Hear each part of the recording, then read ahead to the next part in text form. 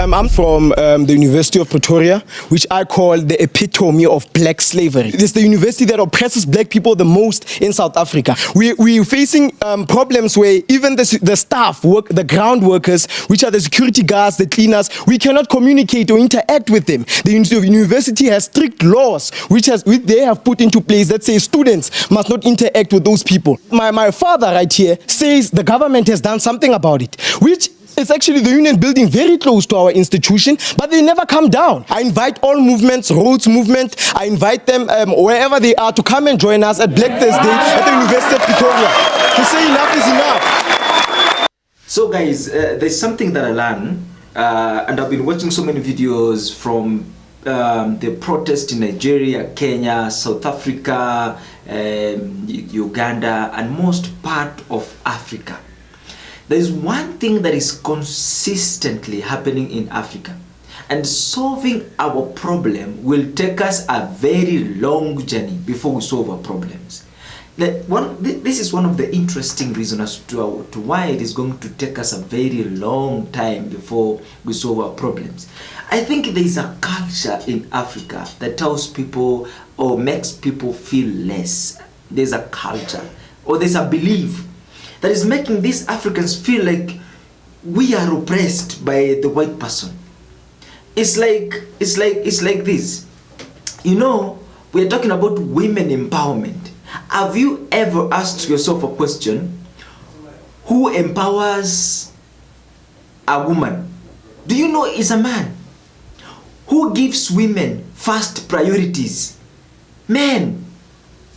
And then later we say men are not empowered. And we empower women. Women empowerment. Women are empowered by men. They are given opportunities by men. More especially in Kenya. We're going to hear, oh, we have to prioritize a girl child. You see. They have assumed the male child is well taken care of. So, there is a problem in Africa. That inferiority complexity is in us, is in our DNA. We feel like when these people behave this way, they are oppressing us. When the white men talk this way, they are. But here is an interesting assumption. That is, for me, people need to learn to control their emotions. People, African people, you got to listen from this video. As long as you are mentally slaved, and who slaves you, it's you, not somebody else.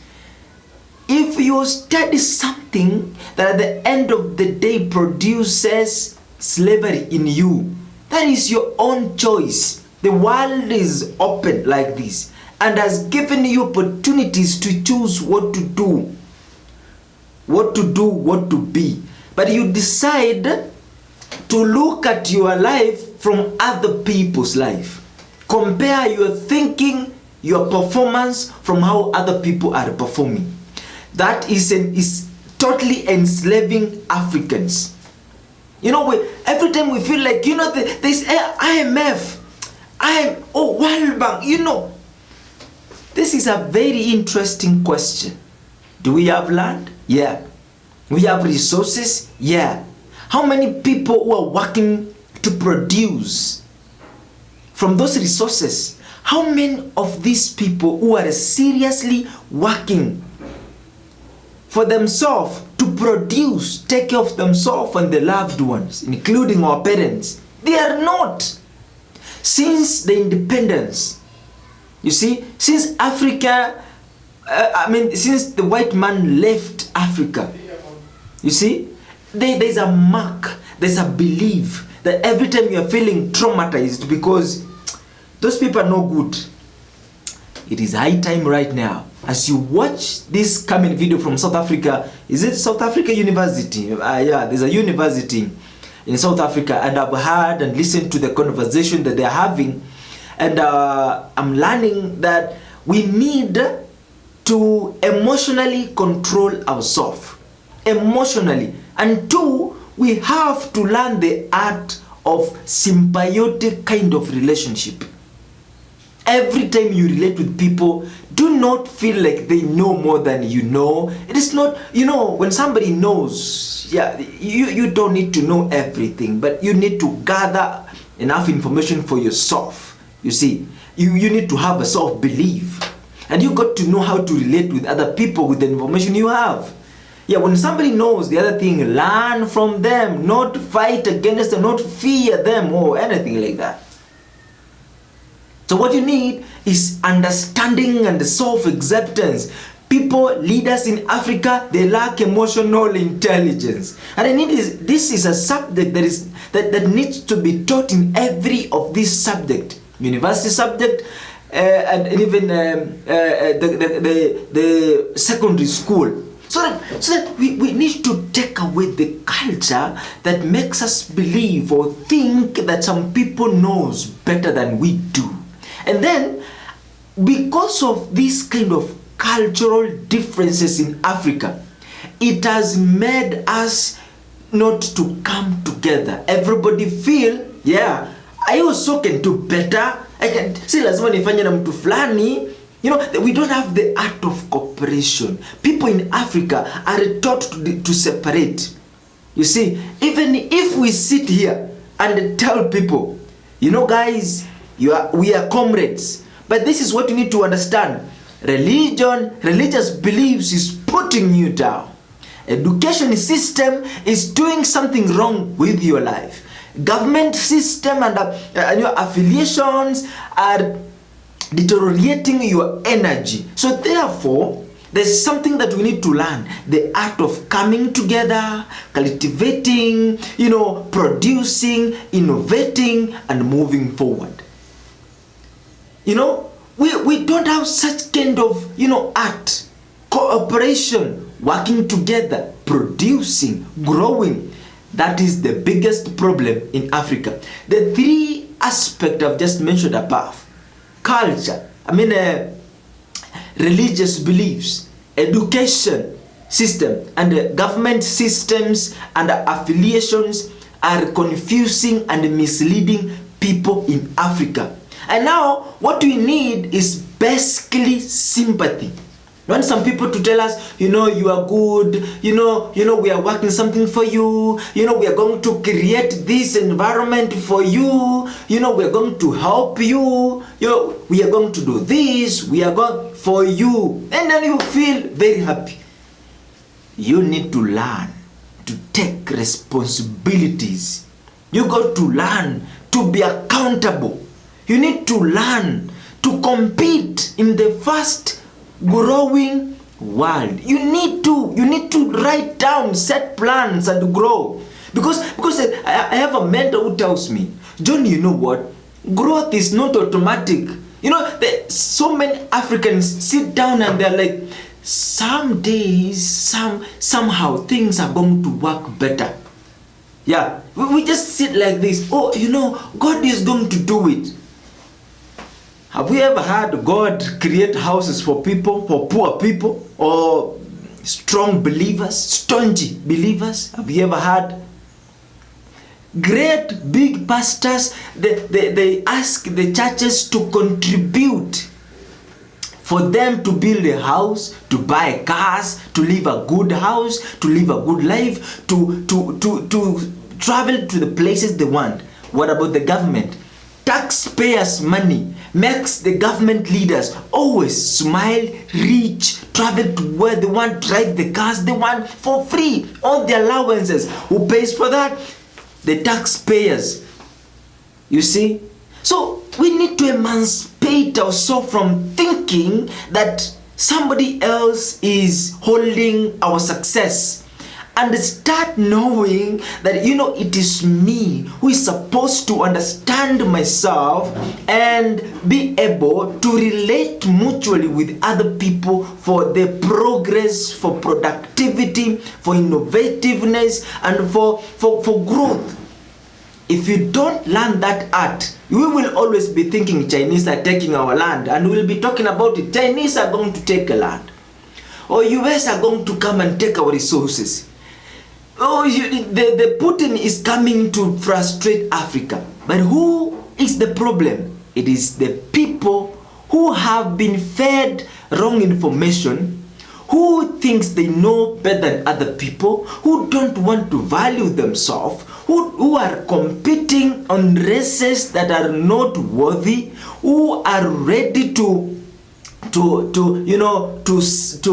be slaves, you see, who are believing on things which they don't understand, who don't want liberation because they have been crystallized with the information which is untrue and it is in their mind, and therefore change will take a long time before the South Africans, before the Kenyan people, before the Nigerians, the Congolese, the Ugandans, and other hostile countries whose economy and development has been blurred.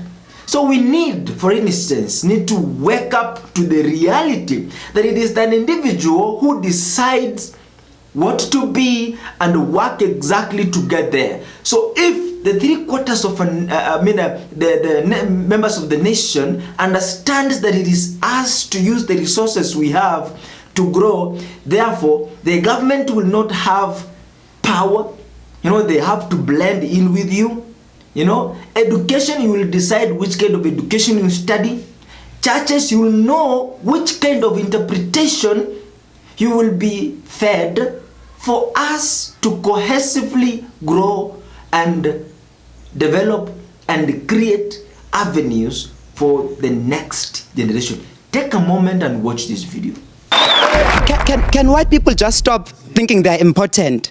Because what Ernest is saying now, he's saying in Germany, what had to happen was that the descendants of the people that had put up the statues decided that they will take them down. He's effectively saying we must wait for descendants of white colonial settlers to come and say that they must take the... I mean, whose continent is this, guys? I mean, like, I'm very...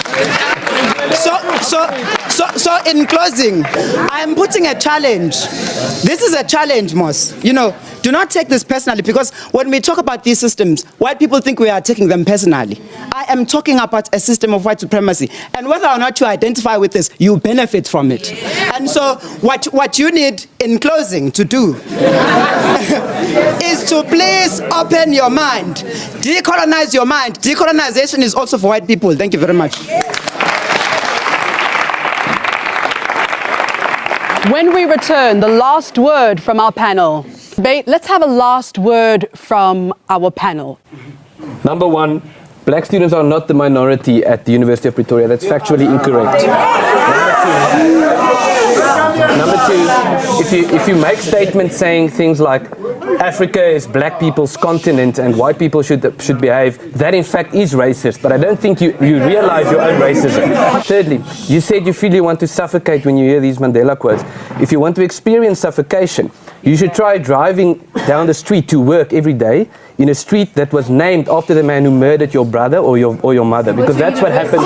That's what happened with Amanzim. That's what happened in Amanzim 30. I want to give an example of what happened to a member of ours, a white girl who received admittance to study at the University of Stellenbosch, I believe Stellenbosch, and she received a letter afterwards saying, "I'm sorry, we have to withdraw you the fact that you were admitted to study at this university because we thought you were black. Now we realize you're white, so you can't come and study here anymore." But that apparently is not on the agenda. If we want to say we want to promote equality, it's fine, but we need to make a paradigm shift. We're arguing about statistics on university level, while 80% of our primary schools are dysfunctional, while the majority of black students going to school for the first time don't understand the language that they are being taught in. So that's where the problem lies.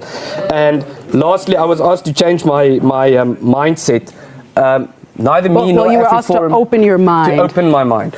Neither me nor AfriForum wants to stand in the way of any young black South African with their aspirations. You should fulfill those aspirations. The only thing that I'm asking for is that in doing so, we also protect minority rights, which is a basic fundamental of democracy, and that we can ensure that different communities also experience that they can prosper in this country.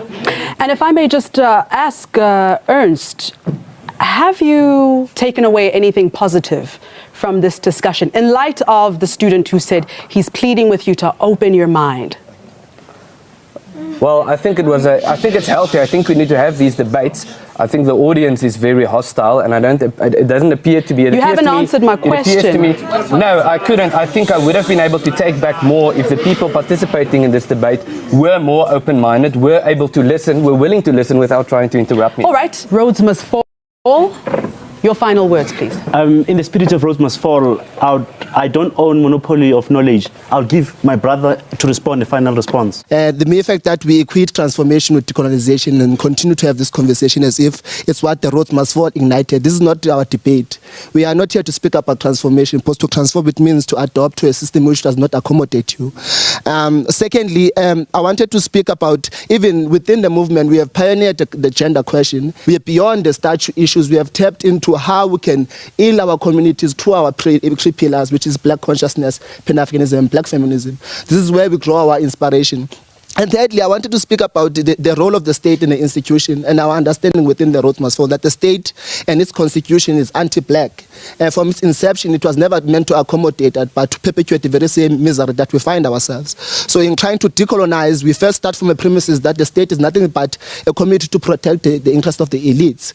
And the institution in the same thing is there to preserve the status quo in the society. So what you find in UCT that is untouchable because of private funding, because of the white interests which are pumped in this institution. Shahira Kala, Acting President, SRC Wits. So I think there's a number of things I'd like to say in closing. The first is that, yes, Ernst, Cecil John Rhodes does belong in our history, but he belongs in an apartheid museum. We need to contextualize this. He doesn't belong at the entrance of one of the best universities in Africa, UCT. That is a space that should be given to somebody who actually deserves to be there and who is respected and looked up to by the students at the institution. To the VC, I'd like to say that there's this constant pattern of using money and using government subsidies and the lack of those to sort of justify the place that we're in at Wits. And I don't think it's fair. It's a cop-out. Our responses to problems that are institutional and problems that are structural in our country are not good enough. And that is why we need to be throwing poo at these statues. That is why we need to be doing what we're doing here today. Mashrubi Mabizela, Department of Higher Education. Thank you very much. There's still a lot that needs to be done, and also from the side of government, not just generally. You may have noticed we had an advert of that had all the logos of the universities, all 26 of them, and that's the initiative from the department of trying to transform the system in terms of the appointment of academics at the institutions. So we're not going to be, let's stop just paying lip services. People must apply. Those who qualify to be academics, apply, go to your institution. The preference is going to be given to blacks, and the preference also is going to be given to women. And I think something that was said earlier on, we would like to hear as much student voice, by the way, as much as possible. We don't muzzle the student voice. It is a pity that the minister and the deputy minister who we've invited were not able to come. They're not here. I mean, it seems to me that the ANC has gotten away pretty lightly, comparatively speaking. You know, I think this is a necessary discussion, and it's long overdue. And I don't think change or transformation will happen when people don't agitate. Change must be agitated. The ANC is not at any point has been against change. In actual fact, it's a best platform that unites all the forces in our society to advance change. I should start off with two factual issues. The first is there was a question raised about Robert Sobukwe. In 2007, by the way, Robert Sobukwe was given a posthumous honorary doctorate before I came at Wits. On the issue of admissions, we have, as I said to you, 60,000 applications, 5,800 places for first year. 75% of that is for black students and has been in the last count. I do want to end by the strategic question, which is on the decolonizing the university is something that I would support. The real question we need to think through is how to do that in an unequal world. If you ignore that the opposite side has power, you run the risk of making huge mistakes. So let me give you two examples. One is the financing of higher education. There's no doubt thousands of poor black students are left out of the higher education system simply because of money. NSFAS gives next year 11.5 billion. That's never going to be enough. That we know. We have to rethink the financing of higher education. WITS, HISA, which is the Vice Chancellors Associations, is actually engaging at the moment with the banking CEOs and saying, can we rethink financing of higher education? Can we use NSFAS as a basis for a collateral to free up much more money? Now, there's trade-offs. On the issue of moratorium of white stuff, somebody reserved it. If you do that in WITS, for instance, at this historical moment, we will not be able to make significant appointments in disciplines like geophysics, which has 2 black people in the entire country. I want to end by saying we are in a ticking bomb. And there's no doubt about it. But if we do not do it thoughtfully, if we do not do it by engaging power, we won't create a decolonized, egalitarian South Africa. But what we'll do is we'll destroy South Africa. We will create Libya, Egypt, Syria, Yemen, Ukraine. That's the danger. So I'm for an activism, but I'm for a thoughtful activism that engages power and transforms power.